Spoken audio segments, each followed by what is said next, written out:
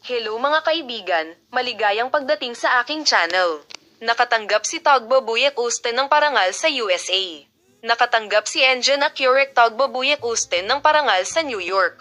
Pinahahalagahan ang mga sikat na aktor para sa kanilang mga nakaistilong hitsura sa award ceremony na ginanap sa New York.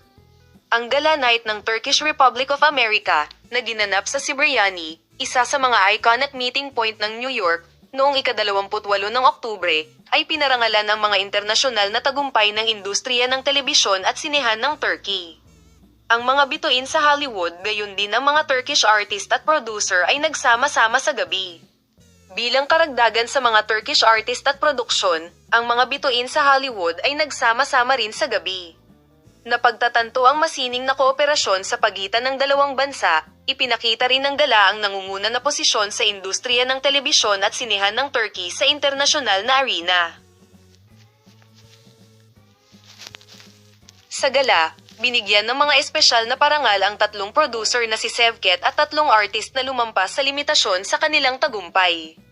Nakatanggap ng mga parangal si Honor Govan, Atem, Timur Prosecutor, at Kerem Katay bilang mga producer. Mas gusto ni Engin Accurate ang hitsura na nilagdaan ni Tagbo Buyek Usten at Serenay Sarikaya. Si Tuba Buyek Usten, na hinangaan sa kanyang kakisigan, ay nabighani sa mga tagahanga ni Engin Accurate at Serenay Sarikaya. Inilathala ng aktres na si Tuba Buyek Usten ang mga kastilyo sa seremonya ng parangal, naramdaman kong parang medusa ako.